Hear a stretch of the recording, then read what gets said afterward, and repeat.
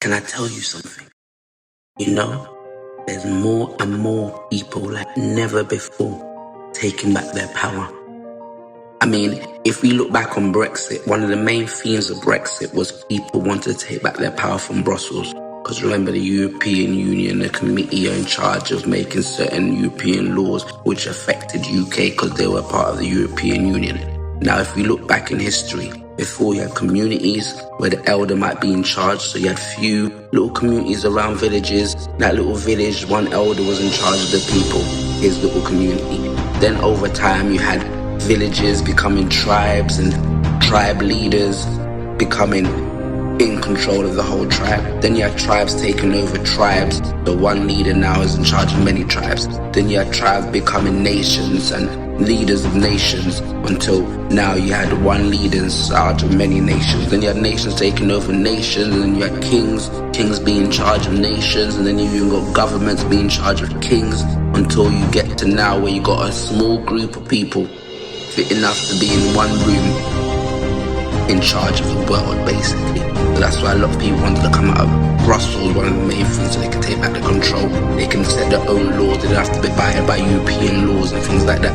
And then you got a next group of people where they're still waiting for next parliament, next prime minister, next king, next this, always waiting for the next person to be their hero, their savior, and they do nothing while they wait for this so-called person to bring the change they need.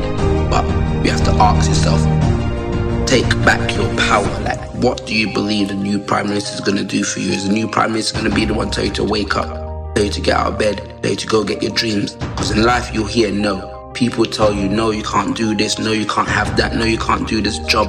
Is the prime minister or your new person you're waiting for going to be the person to help you get these things? Going to be the person to motivate you when you hear these no's? No, you have to do it yourself. You have to wake up, you have to get your dreams, you have to set your goals and go and achieve them. So take back your power. Stop. One way of taking back your power is stop blaming. Stop blaming your family, stop blaming the government, stop blaming the situation. Look in the mirror and take back control. Tell yourself you're not powerless.